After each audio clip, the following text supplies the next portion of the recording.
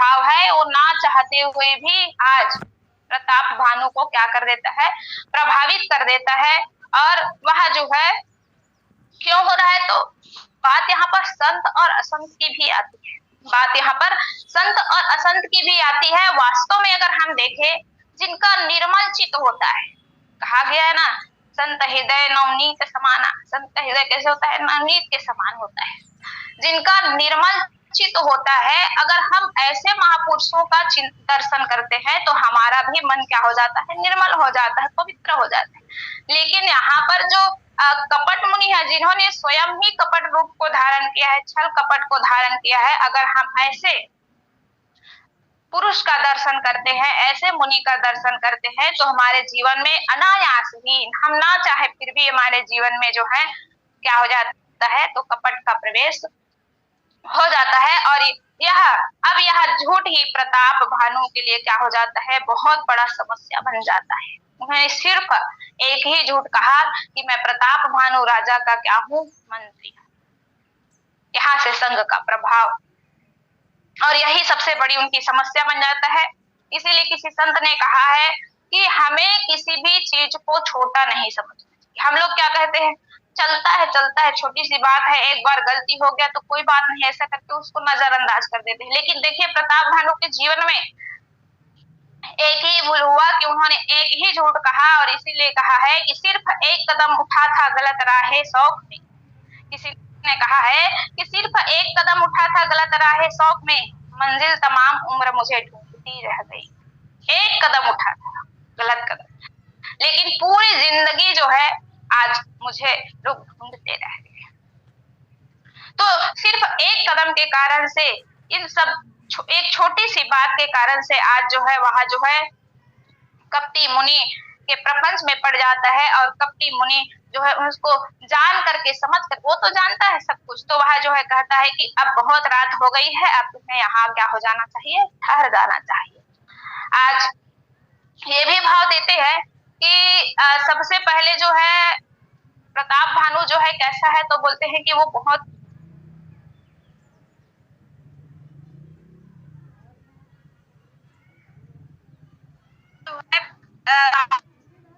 पराजित राजा है, उसको नहीं पहचान पाया होगा। लेकिन अब तो जब वो पूरी तरह से चाहिए, पर अब रात्रि हो गई, रात्रि में विश्राम किया गया, और प्रताप भानु भी जो है विश्राम करते हैं। और रात्रि के बीच में आज दोनों के बीच में क्या होता है, सत्संग होता है। दोनों के बीच में क्या होता है, सत्संग होता है, जहां पर सूत्र मिलता है कि सत्संग भी कैसा हो रहा है। अगर कोई सज्जन होता, कोई संत होता, तो वहां पर सत्संग जो है भगवान अर्थात भगवान नाम से शुरू होता है ना। लेकिन यहाँ पर क्योंकि ये तो असंत है, ये तो कपटी मुनि है, तो यहाँ पर सत्संग भी शरीर से हो रहा है, परिचय से हो रहा है, नाम से हो रहा है। और तब तो क्योंकि इसी प्रतीक्षा में तो कपट मुनि था, कपटी मुनि था, इसी प्रतीक्षा में कि कब ये सारा चीज पूछे और कब मैं जो है अपनी मीठी मीठी बातों से इसको क्या करूं, आकर्षित करूं, भ्रमित करूं। शुरू से ही कपट कर रहा है। इसीलिए बाबा तुलसीदास जी महाराज जो है लिखते हैं कि कपट बोरी बानी मृदुल बोले जुगति समेत, और नाम हमार भिखारी अब निर्धन रहित निकेत श्यावर रामचंद्र की जय। अब सत्संग हो रहा है, तो सत्संग कहाँ से शुरू हो रहा है, तो सत्संग भी कपटी मुनि के द्वारा शरीर से ही हो रहा है, नाम से हो रहा है। तब बात आती है कि आज जब कपटी मुनि को पूछा गया कि मुनि जान करके, महात्मा जान करके कि आपका नाम क्या है, परिचय क्या है, तब वो जो कपटी मुनि है वहां जो है सुंदर सा कपट बोरी बानी मृदुल, क्या कहते हैं इसको कि कपट बोरी, वो तो कपटी था, तो वो कपट से पूर्ण जो है वचन कहने लगा है। कपट से पूर्ण वचन कैसे, तो सबसे पहले तो कपट बोरी बानी मृदुल में बताया गया है कि वह जो है अपना नाम नहीं बताया, वह जो है अपना नाम नहीं बताया, ये पहला कपट है। और नाम नहीं बताया तो पहला कपट है। और इस प्रसंग में अगर हम पूरा देखें तो नाम न बताने का बात प्रसंग भर से है, पूरी तरह से प्रसंग भर से है। एक तनु भी कहा है ना। एक तनु भी कहा, वहां भी उसका असली नाम नहीं, मतलब नाना प्रकार से नाम को लेकर तुम्हें प्रपंच किया, भ्रमित किया, अपना नाम नहीं बताया, पूरे प्रसंग में है। और इसीलिए इसको कपट गोरी कहा, अर्थात जो कुछ मृदु वचन आगे कह रहा है, जो कुछ भी मृदु वचन मीठा वचन वहां आगे कह रहा है, वह सब जो है क्या है, तो कहते हैं कि कपट ही है। जो कुछ भी वो बोल रहा है वो सब क्या है, कपट है। तो इसीलिए कपट गोरी कहा। बानी मृदुल बानी। अब तब राजा जो है आज उनके बाद नाम, अपना नाम नहीं बताता है और कहता है कि मैं जो है एक तनु हूं। वह कहता है कि मैं क्या हूं, एक तनु हूं। तो यहाँ पर सूत्र देते हैं, संकेत देते हैं संतजन कि ये कपट क्या है ना। कपटी मुनि तो है, लेकिन वो जो बात कर रहा है, जिसको कहा गया कपट गोरी कहा गया है, तो संत जन बताते हैं, ज्ञानी जन बताते हैं कि यहाँ जो है कपट रस से भरे वचनों को कह रहा है। रस तो वैसे 10 प्रकार के होते हैं, जिसका हम लोग क्या करते हैं, अपने वाचन में प्रयोग करते हैं। वात्सल्य से भरे रस बोलते हैं, है ना, वीर रस से भरे पड़े करुण रस से। लेकिन यहाँ पर जो कपटी मुनि जो है वो वाचन कर रहा है, बोल रहा है, वो कौन सा रस है, तो कपट रस माना गया है। और वह जो है कपट रूपी रस से डूबा करके वचन को क्या कर रहा है, प्रस्तुत कर रहा है, बोल रहा है। अब ध्यान देने योग्य बात यह है कि कपट में तो कोई रस ही नहीं होता, क्योंकि कपट जो है क्या होता है, तो नीरस होता है। कपट जो है कैसा होता है, तो वो तो नीरस होता है, उसमें किसी भी प्रकार का कोई रस नहीं होता है। और जो कपट मुनि आज जो बोल रहा है कपट रस से भरे वचन, तो वो क्या है, तो उन्होंने उसमें कोमलता, वैराग्य और ये सारी चीजों को वहां पर ज्ञान, ये सब को शामिल कर दिया है। सबसे पहले तो वो कोमल नहीं है, और दूसरी वो ज्ञानी भी नहीं है, और तीसरा वो वैरागी भी नहीं है। लेकिन वो प्रदर्शन कैसे कर रहा है, तो वो मृदुल मतलब मीठे बोल बोल करके वो मिठास का, कोमलता का प्रदर्शन कर रहा है। दूसरी वहां जो है वैरागी हूं भी कह रहा है कि मैं बहुत समय से हूं एक तनु, और मेरा किसी से कोई रिश्ता नाता नहीं है, सब कुछ मैंने त्याग दिया है, ये भी कह रहा है। और ज्ञानी भी अपने आप को बता रहा है, वो कहता है कि तुमने नाम तो नहीं बताया अपना प्रताप भानु, लेकिन मैं तुम्हें जान गया कि तुम कोई चक्रवर्ती सम्राट हो, क्योंकि चक्रवर्ती के लक्षण तो है ये भी। तो ये तीनों जो है कोमलता, वैराग्य और ज्ञान, उसको उन्होंने उसमें क्या कर दिया है, मिला दिया है। और मिला करके वो जो है उसको कपट रस बना करके उसके सामने प्रस्तुत कर रहा है। लेकिन वास्तव में कपट नीरस होता है, उसमें किसी भी प्रकार का कोई रस नहीं होता। और अगर हम कपटी मुनि को देखें तो उसके अंदर तो द्वेष भरा हुआ है, और जिसके अंदर में द्वेष भरा हुआ है वह जो है वैरागी नहीं हो सकता, वह ज्ञानी नहीं हो सकता, और उसके अंदर में कोमलता तो हो ही नहीं सकती है। और सबसे पहले तो परिचय जब दिया गया तो अभी कहा गया कि कपटी मुनि महात्मा तो है, लेकिन कैसे महात्मा है, तो वेश बदले हुए महात्मा है। वो तो कपट शुरू से ही कर रहा है ना, वो तो कपट शुरू से ही कर रहा है। तो यहाँ पर द्वेष भरा हुआ है, वह व्यक्ति जो है वैरागी, ज्ञानी और कोमल हो ही नहीं सकता। तो इस प्रकार से यह कपट गोरी पानी मृदु से हमें पता चलता है कि वह सिर्फ क्या कर रहा है, इन सब का प्रदर्शन कर रहा है, इन सब का ज्ञानी होने का, वैरागी होने का, कोमल भाव है ऐसा, ये सब प्रदर्शन कर रहा है। उसके अंदर में किसी भी प्रकार का ऐसा भाव नहीं। और इसीलिए बाबा तुलसीदास जी महाराज ने लिखा कपट गोरी बानी मृदुल। अब प्रदर्शन तो कर रहा है, लेकिन महाराज प्रवर्ती सम्राट होकर के प्रताप भानु जो है उसके इस प्रदर्शन से क्या हो रहे हैं, प्रभावित हो रहे हैं। और प्रभावित कैसे हो रहे हैं, तो यहाँ पर बोले तो प्रताप भानु को प्रभावित करने के लिए उन्होंने फिर क्या लगाया, क्योंकि तो वो तो चक्रवर्ती है, तो बोले जुगति समेत। तो कहा गया क्या कि बोले हो जुगति समेत, उन्होंने ऐसी युक्ति लगा दी है। देखिए ये कपट मुनि तो है, लेकिन ऐसे कपटी मुनि है कि वो जानते हैं कि ये महाराज प्रताप भानु बहुत ज्यादा क्या है, चक्रवर्ती है। चक्रवर्ती महाराज वो होते हैं जिनके में जो जैसे कि उनका नाम है प्रताप भानु, सूर्य के समान उनका तेज है ना, वो विज्ञानी है। लेकिन ऐसे ज्ञानी को प्रभावित करना है तो उसके लिए तो कोई ना कोई युक्ति चाहिए ही चाहिए। बिना युक्ति के, जुगति का मतलब ही क्या कहा गया है, युक्ति कहा गया है। और सुंदर सुंदर शब्दों में अगर कहे तो हमारे संत जन कहते हैं कि युगति मतलब ही होता है जुगाड़। उन्होंने पहले ही जुगाड़ लगा लिया है। अगर हम इसके बारे में आगे की कथा पे जाए तो वो पहले ही वन में इसीलिए तो आया है कि वो जो है अपने पराजय का, है ना, अपने पराजय का वो क्या कर सके, इस राजा से, प्रताप भानु से बदला ले सके। यही तो उनका भाव था। अब उसके लिए चक्रवर्ती सम्राट को भ्रमित करना है तो उन्होंने युक्ति लगा लिया। और युक्ति कैसे, तो वही है कपट गोरी बानी, है ना, युक्ति लगाया।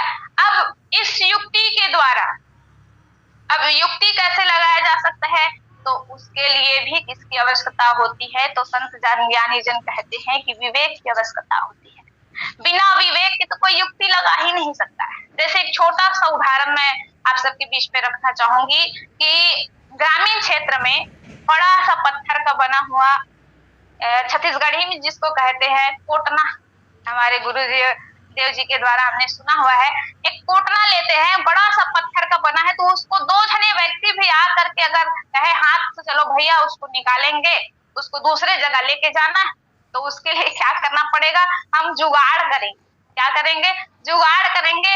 और जुगाड़ कैसे करेंगे, तो पुराने सियान लोग जैसे जुगाड़ करते, और उसको पुराने सियान लोग बुरा, हमारे जो बुजुर्ग हैं वही बता सकते, हम लोग आजकल के लोग तो नहीं कर सकते। तो जुगाड़ कैसे किए, कहे कि भैया तुम इधर से लकड़ी अटैच करना, उसमें लगाना, और तुम इधर से लकड़ी लगा।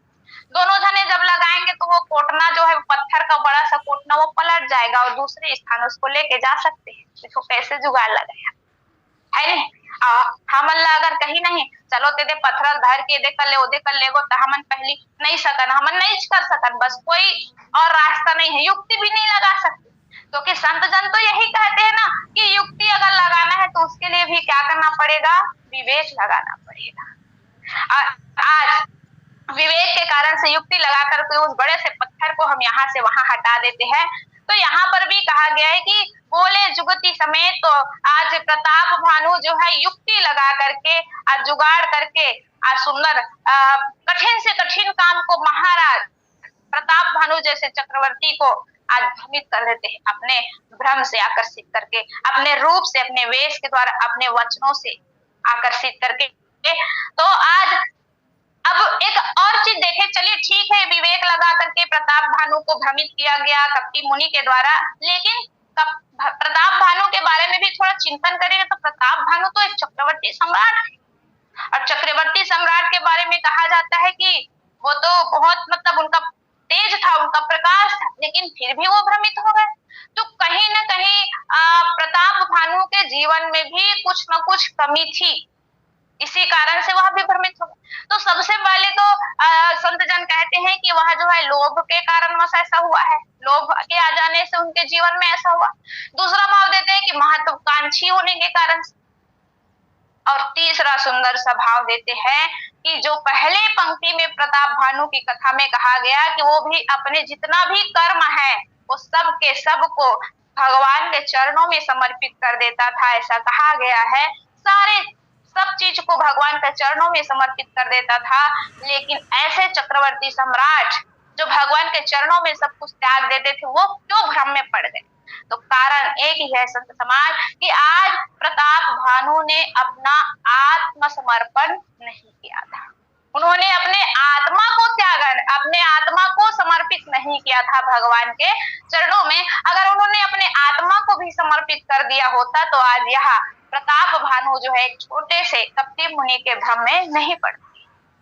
तो इसीलिए सूत्र मिलता है, संकेत मिलता है कि अगर हम सब कुछ ना देकर भी अगर हम आत्मा से समर्पित हो जाए भगवान के चरणों में तो हमें सब कुछ मिल सकता है कि नहीं? सांसारिक सुख को समर्पित ना करके हम अपनी आत्मा को समर्पित कर दे तो हमको सब कुछ मिल सकता है। यही कारण कि आज प्रताप भानु के जीवन में भी कुछ न कुछ कमियां थी, जिसके कारण से वह जो है महत्वाकांक्षी हो गया, और महत्वाकांक्षी अर्थात उसके जीवन में लोभ की वृत्ति आई, और वह जो है प्रताप भानु जो इतना बड़ा धर्मात्मा था वह भी आज कपटी मुनि के भ्रम में जो है क्या हो जाता है, पड़ जाता है, भ्रमित हो जाता है उसके कपट से, उसके छल प्रपंच से, और उनको महात्मा जान करके, उनको पहुंचे हुए ज्ञानी मान करके जो है उसको क्या मान लेता है, अपना पिता मान लेता है। वह जो है अपना पिता मान लेता है और अपने आप को सेवक मान लेता है और सेवक बन जाता है। सहज प्रीति भूपति के देखी, जब वह जो है कपट मुनि की सहज प्रीति देखता है अपने ऊपर, तब वो जो है कहता है कि नाम हमारे भिखारी अब निर्धन रहित निकेत। मतलब पहला कपट तो उन्होंने यही किया कि वह जो है अपना नाम नहीं बताता। दूसरा कि वो पहले शुरू से ही करता है कि काल केतु सुअर को बनाकर छल करता है राजा के साथ और राजा को यहाँ जंगल में लेकर के आता है। और अब जो है वह कहता है कि नाम हमार भिखारी अब निर्धन रहित निकेत।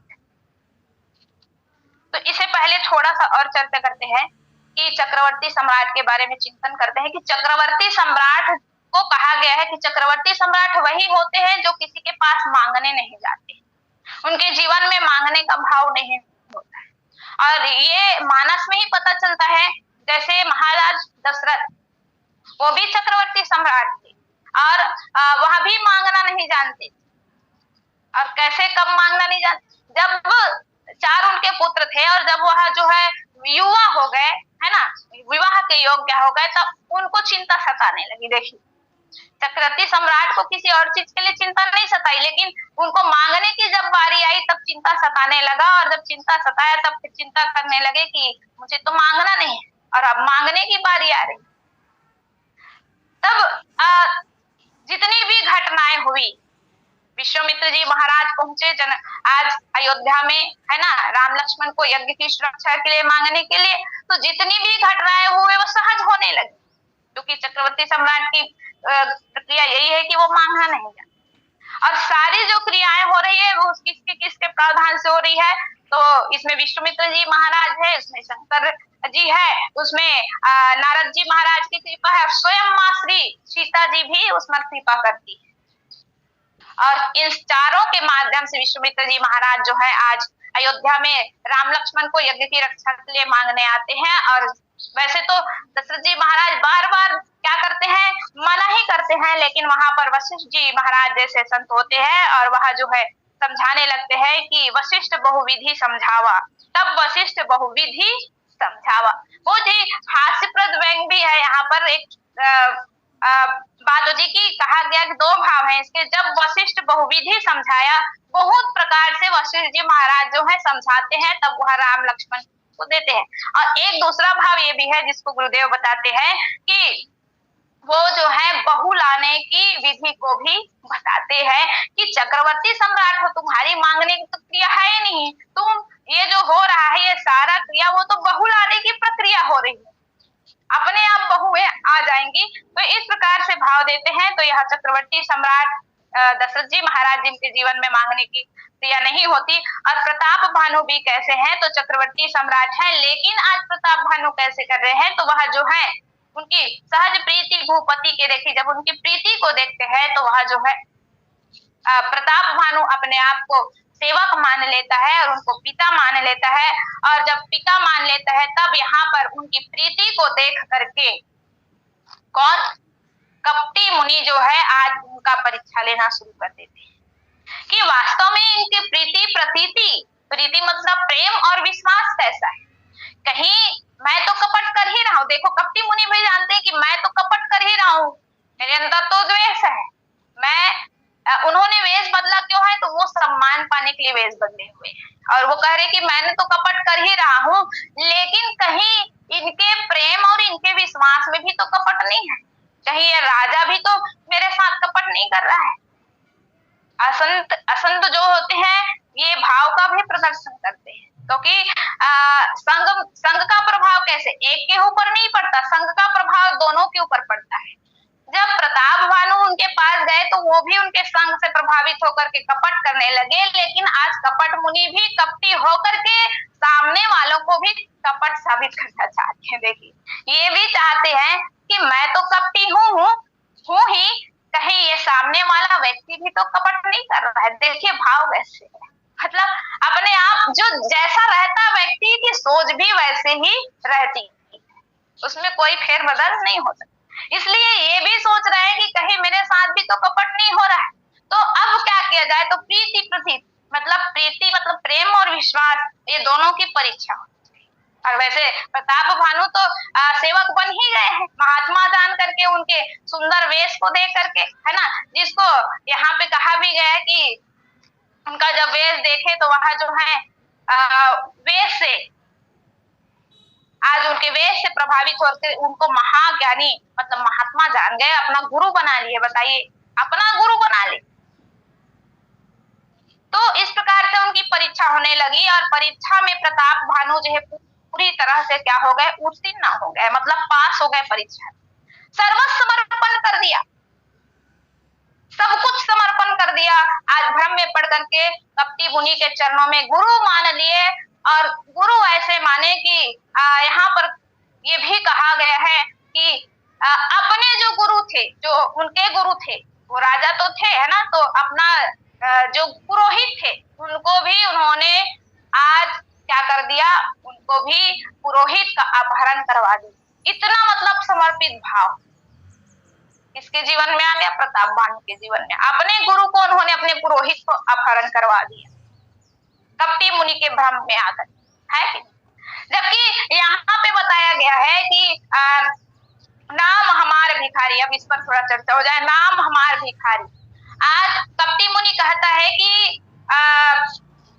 मेरा नाम क्या है, तो मेरा नाम तो भिखारी है, और अब निर्धन रहित निकेत, और अब मैं कैसा हो गया हूँ, तो निर्धन रहित और निकेत, तीन बातों पर चर्चा हो रही है। एक तो कहता है कि मैं निर्धन, और दूसरा कहता है रहित, और तीसरा कहता है निकेत। अब ये तीनों बातें किससे जुड़ी हुई है, तो बाबा तुलसीदास जी महाराज बड़ा सुंदर भाव देते हैं कि ये सब जो है, कपट बोल बानी मृदुल बोले जुगति समेत, और नाम हमारा भिखारी, अब निर्धन रहित निकेत। तो ये सारी जो बातें हैं अब में जुड़ा हुआ है, अब बता रहे, अब, है ना, कि पहले हम कैसे थे और अब कैसे हो गए। इसीलिए मैं पहले ही आप सबके बीच में पहले की कथा को रखी हूँ, और उसके बाद इस कथा को रखी हूँ, ताकि सारी चीजें अच्छे से विस्तृत हो सके। तब नाम हमारे भिखारी, तो पूर्ण रूप से अब सारा चीज जो है, इस दोहे का पूरा भाव अब पर समाहित है। सभी का अर्थ जो है अब